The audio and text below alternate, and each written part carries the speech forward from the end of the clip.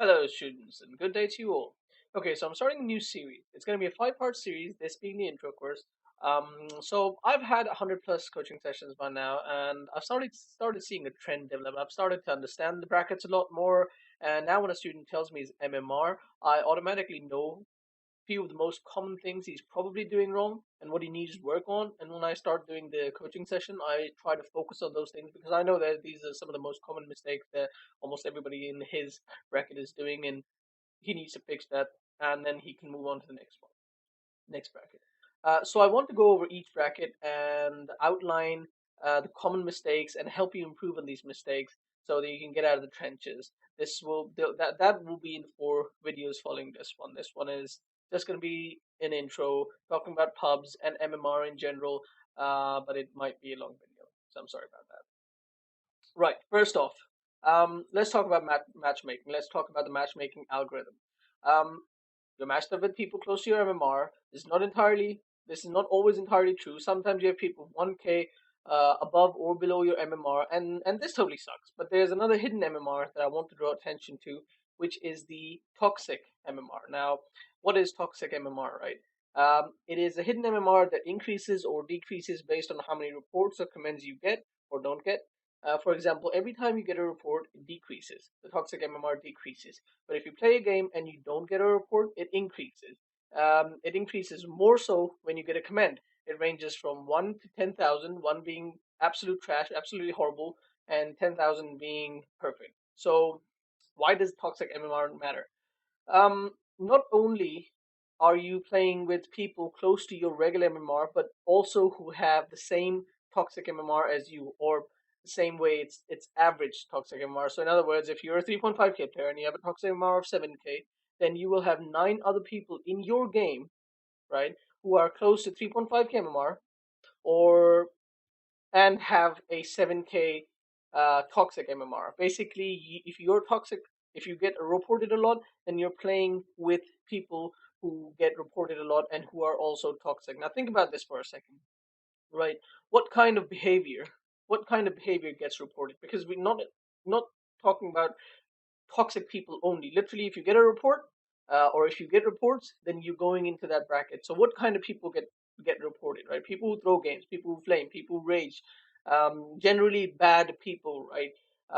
Personality wise, player wise. The worst part is it's people who play bad or make mistakes, and even if you're playing good, right? If you made a mistake, somebody will report you. Sometimes your friends report you. Thank God Valve took that out, and you can't report your friends anymore. But you get reported, your toxic MR is going starting to decline, and you're being matched up with other people who have a low toxic MR. What's going to happen is you're going to have a horrible time playing that game, right? You're not going to have it's not going to be enjoyable for you. So like if you have people in your team, like some many people always complain, oh God, my teammates, they always suck. They pick they have bad picks. What the hell is going on in behind bad players? I am not going to edit that out now. Anyway, if you have people in your team who pick bad, or if they flame a lot, or if they rage a lot, and you're like, oh God, this game is garbage. It's not the game. It's where you are at. It's your toxic MMR. You need to get your toxic MMR up. You need to fix that part. If you yourself rage, then you need to stop raging. If you whatever reason you're getting reported, if you are below 9,000, that means you're getting reported quite a lot, and you need to fix that. For me myself, I find it almost impossible to win games if I am below 9,000. Now, how can you find the toxic MMR? How do you find your toxic MMR? Obviously, it's really easy. You go into console, you type developer one, type Dota game account debug, and you're looking for the player behavior score last report. Now, I'm not trying to show off. 9,000 is not that great. Actually, the lower in regular MMR you are. For example, I have a friend who's 3.5k. Sorry, no, he's 2.9k.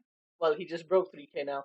So I have a student who's 3k, and his toxic MMR. He says that when his toxic MMR goes below somewhere around 9,500, he has horrible, horrible time.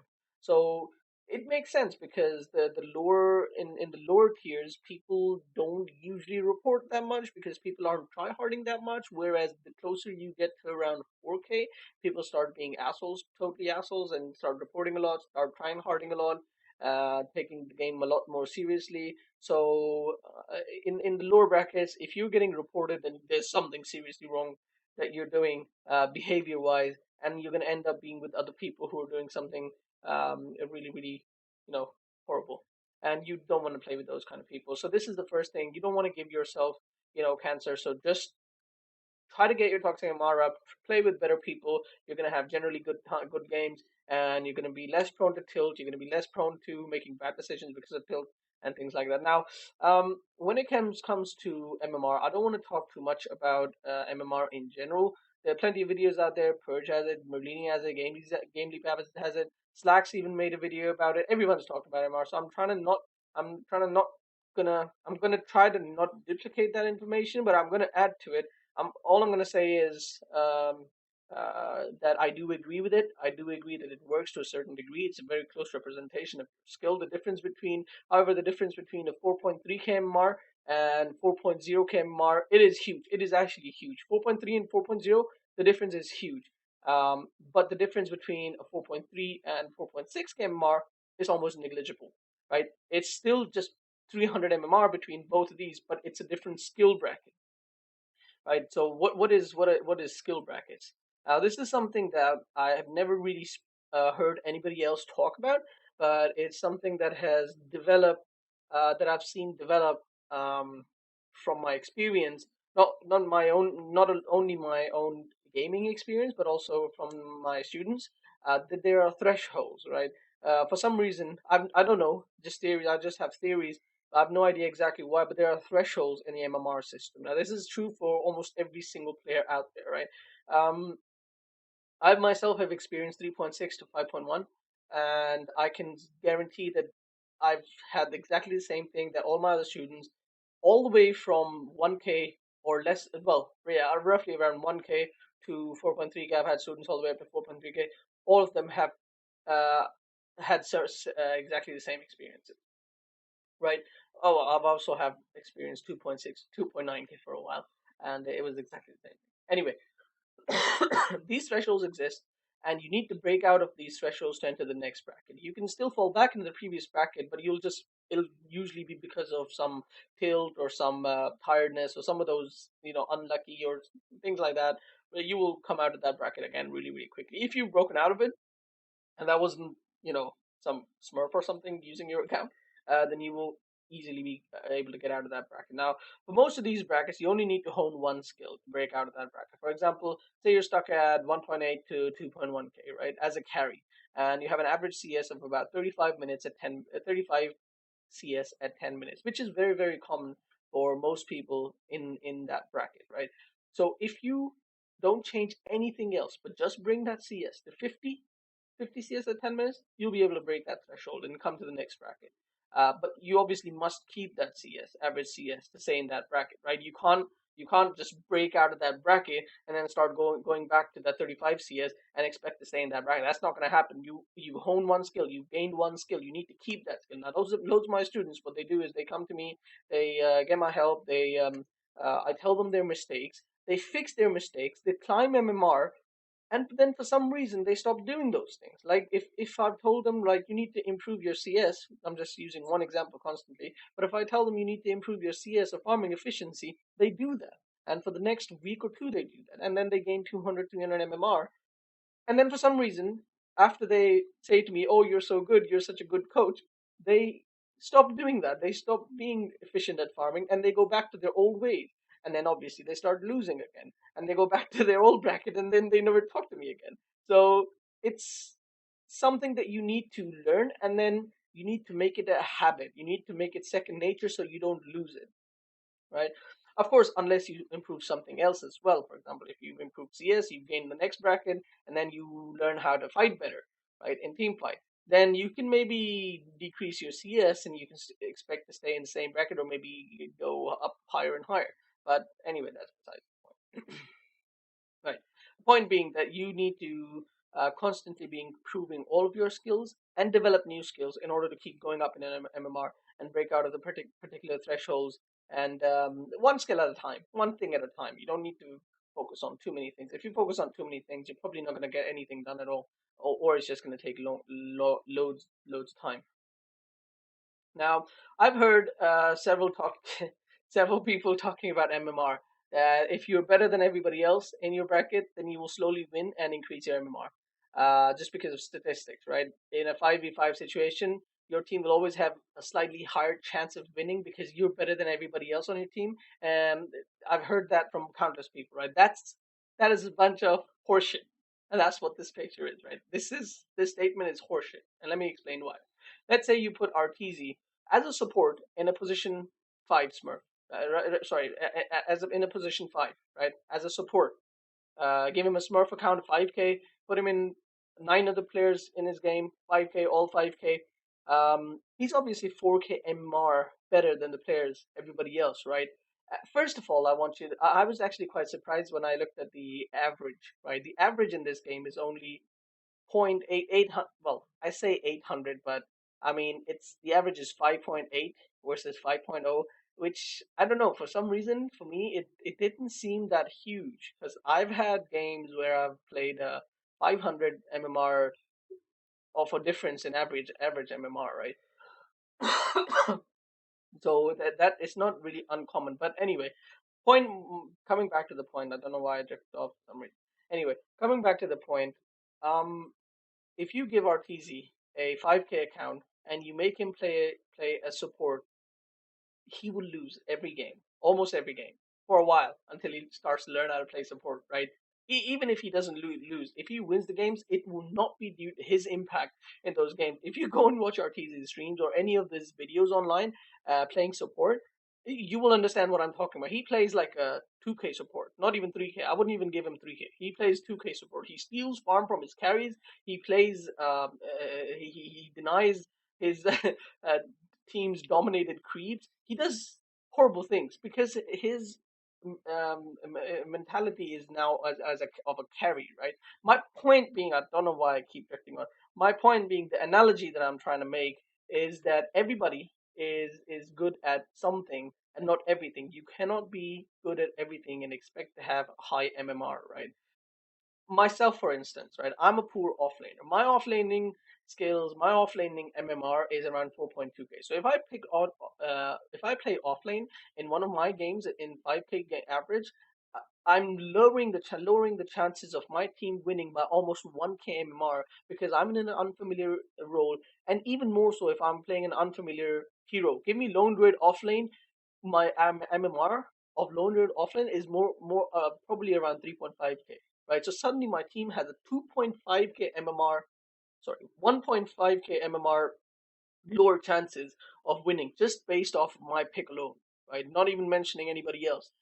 So just because I'm a better player, even if I'm a better player than everybody else, I'm not saying that I am better than every 5k out there. I'm just saying even if I am better than everybody else on that team, making those picks makes me uh, gives me lower chances of winning. So my point being that uh, there are several things that come into play when you factor in your chances of winning each game, and you can better those chances, right? Even if you're better than everybody else, does not mean you have a higher chance of winning. There's so many factors, right? From my lengthy calculations that I've done on my own time, all theoretical, of course, if you are in an MMR that you truly belong in a pub, you have about 30% chance of winning each game. Like 30% chance going in before he even picks it. I'm just saying, you know how everybody else says if you're better, you have a higher than 50% win rate, 50% chance of winning. I'm saying you have around 30% chance of winning. And what will happen is you will obviously, because of that 30%, if you don't do anything about it, what will happen is you lose games until you're about 400 to 500 MMR below your real MMR. And this is true for most people, right? A lot of people, I'm not going to say most people, I'm going to say a lot of people are 4 to 500 MMR below their actual MMR, their actual skill bracket, because they are not playing at their maximum potential, right? Um, I think when everybody talks about having a higher chance of winning, higher than 50%, if you're better than everybody else, what they're thinking about is if every single person in the game, all 10 people, random heroes all the time, and they play random roles all the time, like one game you play carry, one game you play comport, complete randomness, then yes, if you're better than everybody else, then yes, you will have a slightly higher chance of winning. But that's not true. Though. It doesn't work like that. Right. So let's talk about how Dota actually works and the fact. Let's talk about the factors. Right. First off, right, right. Already said that. Right. First off, let's talk about positions. There are five positions in regular Dota: carry, mid, offlane support, and boarding mid. Right. Number five is boarding mid. That's what PUBG is mostly. So but that's not how we play, right? That's not how we play in regular in Dota. In pubs, what we play is we play carry mid, off lane, we play jungle roaming or second off lane sometimes. So the fourth position is like either jungle or roaming or second off lane, and number five is a solo support or and in other words a free kill. You know the reason why these pictures are by the way this number four jungling is yeah it's a female version of RTZ or RTZ sister as he calls it. And the carry is always going to be baby raging things because he probably never plays any other role. He's probably going to be raging at his support because he has no idea how the support role works or how anything else works, and he's just going to be like, "Hey, why aren't you babysitting me? Why aren't you, stealing all my XP and just trying to zone out the offlaner who can clearly kill both of us?" So he's going to be a complete retard. Right, the mid is going to be crying constantly because you're solo support and there's just so much you can do, and most likely the enemy team has a roaming person or something that's going to be harassing the mid laner, and you can't do as a support, you can't do anything about it. You can't be a plus one in that lane because you're a solo support. There's only so much you can do. The offlaner is going to be crying because most likely the enemy team is going to have a dual core, a tri lane, right? Sometimes, many times, it happens that the enemy team has a tri lane. What the offlaner doesn't know is that he can actually abuse a tri lane because in the lower brackets, people have no idea how to tri lane. So he can actually win, but he has no idea. So he's crying, he's going to be feeding, he's constantly going to be feeding. That's most common in off lanes. They're constantly going to be feeding. And the jungler is just happy. He is just super happy. He's farming away. He's probably muted everybody because everybody's raging at him. So he's in a beach. He's enjoying himself. And support is like, I know, guys. I know we're losing, but it's not because of me, But whatever. Right. So it's really important to know which role you are playing. First of all, it's extremely important when it comes to factors of winning. It's important that you know your role and you know how to execute your role. It's also important how to know other roles, but it's really really important how to know your role, right? So the thing is, if you're playing all five roles constantly and you don't play a lot of games each day, whereas people in the enemy team have two to three set roles, then and they may be playing more than you as well, then you're lowering your chances of winning. Right? Suddenly you've gone down to like 45% chances of winning each game instead of 50 plus, even though you're better than everybody else. And this is true for higher MMR, especially higher MMR, actually, particularly if you're above 3K. Um, you should regularly play minimum two roles, and I think maximum four roles. I think maximum three, to be honest. Three roles should be a maximum. So try to keep it to two roles. Try to get great at those two roles. Um, Especially if you play very few games a day. And if you play a lot of games a day, then I think three roles is okay. But still, I would say stick to one lane, maximum two lanes. Don't make those three roles as carry, mid, and off lane. Try to be like, you know, maybe carry offlane support. That's all sticking to one lane, so you get an expert in that one lane, or play carry support and mid maybe, or something like that. I don't think carry support and mid is such a good idea. I do that. That is my three roles. That's my choice: mid, carry, and support. And most of the time, I'm playing support because people usually just pick carry, and that's the issue, right? In an ideal world, you would just have one role, but in pubs that's not going to happen. Somebody's always going to pick something before you or mark something before you. You don't want to contest that, right? Someone is likely going to pick something before you, and then you don't. If you just got one role and somebody picked that role before you, you're going to be in unfamiliar territory, decreasing your chances of winning again, right? So What you want to do is you want to look at your games. What role is least contested, and that role should be your number one.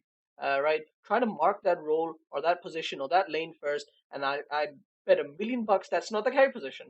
Right? Nobody in no bracket is the carry position not marked. Right? So most likely you want to be marking or and learning either the off lane or the support as your number one role, because that's probably not going to be contested, right? But what you can do is you can still have carry or core as one of your roles, and you can mark it, and if somebody else takes it, then just let them take it, whatever, just let them take it, right? Secondly, if you have selected, well, going back to the previous point, if you have selected carry or mid as one of your as one of your main positions, do not pick them first. Do not pick carry or mid first, right?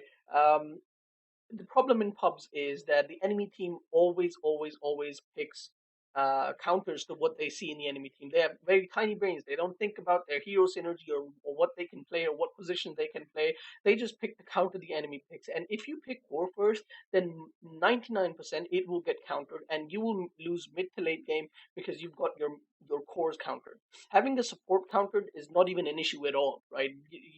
People throw at me this sentence that, oh, but mate, you know what? It's these days it's more important not to get your supports counts. You blabbering idiot! It's don't compare your games to high level pro games, right? Because it's a completely different world. You need to look at your game. Every opponent is gonna base his pick on what he sees in the enemy lane. If they see an anti mage picked up, they will pick a bloodseeker. They will pick a disruptor. They will pick some sort of a counter to anti-mage. They're not going to just let you know the enemy team pick whatever they want. And on the other hand, if they see some sort of like a support, then most likely they don't even know what a counter is to a support. And even if they do counter a pick with a support, then you can actually counter a core, counter that pick with a core pick, and your core will suddenly be strong. Anyway, talking more to the point, if nobody on your team is picking, however, just pick a support. Pick a versatile support, pick a first pick. Don't lose gold, right? Even if you've got a carry mark and nobody in your team is picking, just go ahead and pick a support. That's fine. You need to learn how to do that. That's why support needs to be in one of your two or three um, role preferences or picks, right? It's the best strat you can have. Right? Thirdly, try to avoid junglers who have. Let me just see. I was still in this one, right? So try to pick.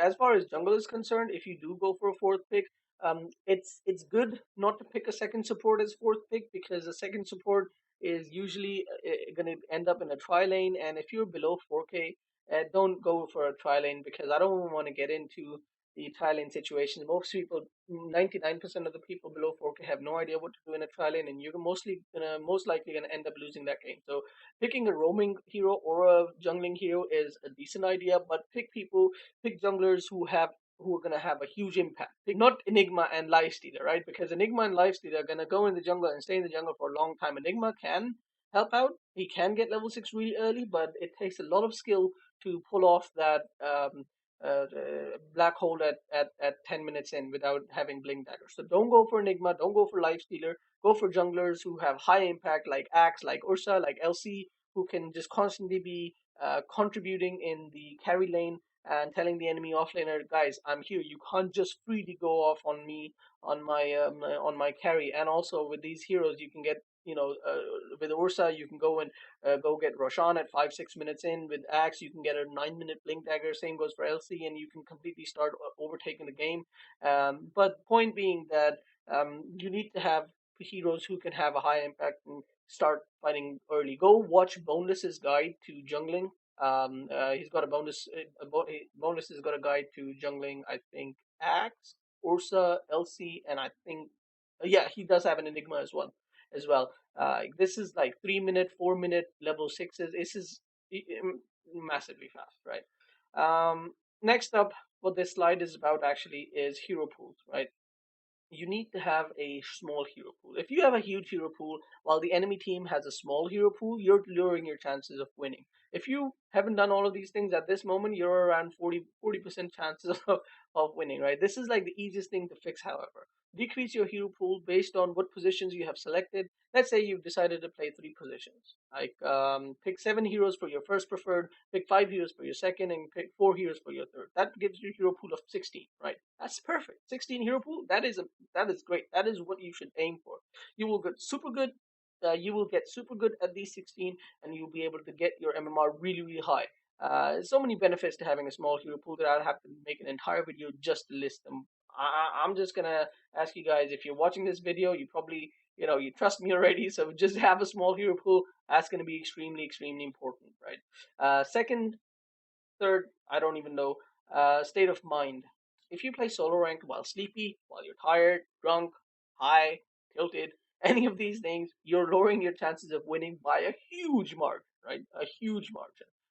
Probably 20% lower.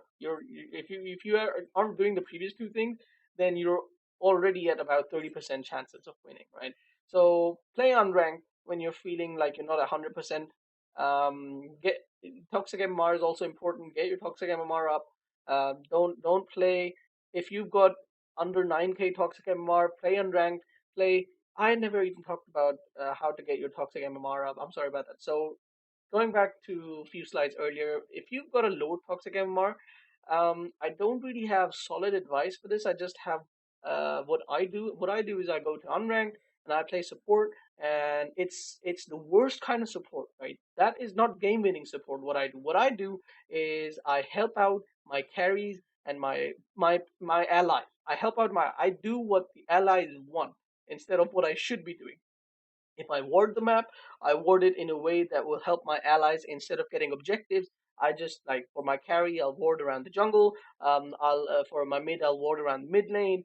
If I see somebody low HP, if my mid is half HP, I'll make sure I have a salve on me. I'll TP into the mid lane. I'll salve them up. What will happen is at the end of the game, I'll get a command. I'll probably lose that game because that is not how you should play the game, Dota. I will not be playing based trying to win. I'll be playing to try to get my teammates to like me and increase my toxic MMR, and that works very, very well. That works really well. Sometimes I win, most of the times I lose, but that works really well. I've had my students tell me that they've done this in unranked, in ranked games. They do the same shit, as I just described, but they do it in ranked games, and they don't really lose that much MMR. So I guess it's not too bad. But I definitely lose most of the games, so I wouldn't recommend doing it in ranked. Anyway, so yeah, if you've got a low toxic MMR, get that up as well. State of mind is really important if you're playing in with toxic people, and you are a person who gets tilted easily. That's the main thing, right? When we're talking about chances of winning, right? If you are a person who gets tilted easily, whereas the enemy team doesn't have a person like you or have less chances of people getting tilted, then you're most likely going to lose. Like for me, if I'm 9k below 9k at toxic MR, I will lose most of my games because I can easily get tilted. If I see somebody doing retarded shit, I will lose the game, right? So because I'll start being tilted, and I'll start missing CS and start making bad decisions. It's all in my tilting guide. Go watch it. Anyway, um, so that was state of mind. All right. Another big factor. Let's say you win your lane. Let's say most of your games you win the lane, right? Let's say that that means you've won one third of the lanes in the game, right? What about the other two? What about the other two lanes? If both of your other lanes, if one or both of your other lanes is feeding, right, or or doing much worse than the enemy lane, then you've probably lost the game. All your efforts and skill mean nothing, right? But you might say, well, what can I do if my team is feeding, right? I usually have people in my game who are feeding. I've got 9,600 toxic MMR, but I still have people in my games feeding. I'm an anti-mage. My job is to farm for 20 minutes. I can't contribute to fights. What can I do? My team is feeding. What can I do? That's exactly why you don't play AM, because AM uh, relies on your team for a lot of things. Firstly, for support, you need somebody to support for the first 10 minutes so you can get some CS in your lane, or you don't just feed in your lane. And then you also need to rely on your team to make space for you for another 15 minutes so you can get your farm up. You're relying more on your team, and also you're relying on your team to not feed, right? Your team needs you to join fights, especially in the 2k 3k MMR. Your team needs you to join fights. So if you pick AM, you can't join fights. right? Your team is always going to be 4v5 in fights. They will lose most of those fights, and depending on how hard they lose and how good your farming is, um, you still have a chance, but very little chance. Like if they're feeding pretty hard and your farm is decent or okay, you're gonna lose. If they're feeding super hard and your farm is super good, you're still gonna lose, right? But most likely your farm is average and your team is gonna be feeding average, you will lose because it takes twice as good farm to come back from that sort of feeding frenzy that your team is gonna give the enemy team. Right. Anyway, yeah. So don't pick these carries. Don't pick carries who rely too much on their team. On if the carries who are really weak, play self-sufficient carries, and also play heroes in general who are who can contribute to all lanes. Heroes like Fury and heroes like Zeus, but Zeus and Fury aren't the only examples, right? Other heroes who any hero can buy a TP and contribute a little bit in the early game, contribute from a safe distance, but they can still contribute. Almost all heroes have some sort of spell. Many heroes can use those spells from a distance, use those spells very safely. And then also you can, if you're playing carry, pick carries who are firstly self-sufficient and can, help out earlier on in the game. Heroes like Juggernaut, heroes like Ursa, heroes like Spectre. Juggernaut gets his level 6. If you get it at decent timing, you can TP into a different lane. You can go and get a kill on hopefully the person who's got a killing spree or something. So Ursa, super good objective taker. You go and right click people, you run people down. Spectre, get level 6, go get 2 assists, 3 assists, go get a kill.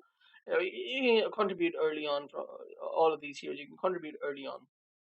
For supports, pick supports with a turnaround potential, preferably with a stun. Always carry a TP when you're in lane. Make sure you are looking at other lanes and see if your teammate needs help. Go and help them. Uh, Not just stuns and turnaround potential like Dazzle has got a heal, Omni Knight's got a heal. You can help out your team, but you need to be contributing everywhere. Slacks won his games playing all the way up to 5K playing Omni Knight, and all he does is he goes around healing people. He makes sure that nobody on his team is feeding the enemy team, and then he hopes that his carry is going to be able to carry his weight firstly himself, and then be able to carry the team later on. And that's what you need to do. You just need to make sure you contribute in all lanes, and you need to pick heroes who contribute in all lanes, right? Check the scoreboard constantly. Is somebody feeding? Go to their lane, help them out. Be vocal. Assure your teammate that he's doing fine. Play a bit safe, right? So of course, Furion is a great hero to achieve this because you can literally be in all lanes from the beginning of the game, as long as you're not going full retard and clip jungling. Yeah, anyway, having a better hero pool is definitely, and having a high impact will increase your chance of winning by a lot. Right. Thirdly, practice, especially if you're playing core. Go and practice last. There's a game in the arcade. It's called Last Hit Practice or Last Hit Challenge. It's got an SF picture on it. Go play that game every single day before you start a game. Get your practice in. Warm up. Once again, if your enemy team is warming up and you're not, then you're lowering your chances of winning the game. Right?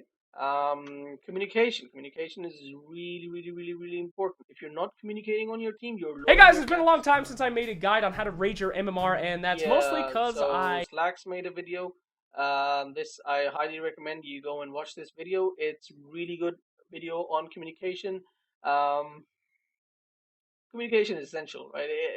Giving essential information is essential, right? Just watch his video.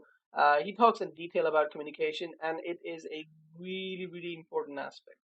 Right? So all of these factors come into play when you go into solo rank. But if you do all of the above, and you will not be then you will not be 500 lower than your actual skill. Most likely, you will even get MMR higher than your actual understanding of the game, right? And slowly, you will improve on other things and improve on your skill, right? Skill is one part. Skill will get you up. Skill will get you up higher and higher in MMR, but it will not get you to a certain amount consistently. All these other factors come into play a huge amount, right? Skill is really important when you're playing tournament games and things like that. But all of these other things are extremely important when you're climbing that MMR hill, and you need to improve all of these things when you are trying to become a better player, trying to get your the MMR up, and trying to win games. All right. So this is the intro. Definitely the